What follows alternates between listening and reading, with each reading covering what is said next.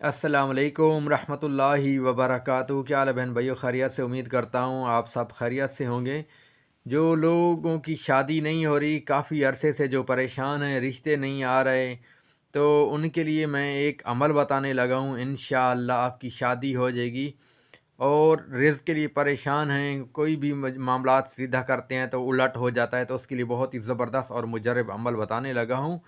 سب سے پہلے تو آپ نے 5 وقت نماز باجماعت پڑھنی ہے۔ اگر مرد حضرات ویڈیو دیکھ رہے ہیں اور اگر مائیں بہنیں بیٹیاں دیکھ رہی ہیں تو برائے مہربانی آپ جو ہے نماز کا اہتمام کریں۔ تو برائے مہربانی یہ نماز پڑھنے کے بعد وہیں بیٹھے ہوئے آپ نے درود شریف پڑھنا ہے۔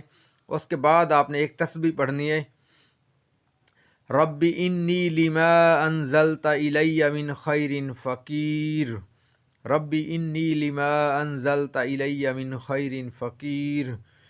اگر بہتر یہی ہے، اگر مسجد میں عمل کر لیں تو بہتر ہے، یہی ہے۔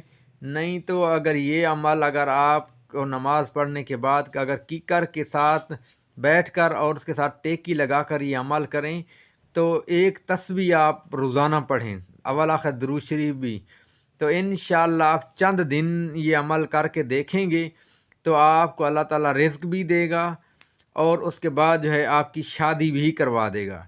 جن کی بار بار مجھے جو کال کرتے ہیں کہ شادی نہیں ہو رہی ہماری، تو برائے مہربانی یہ عمل آپ کیجئے گا۔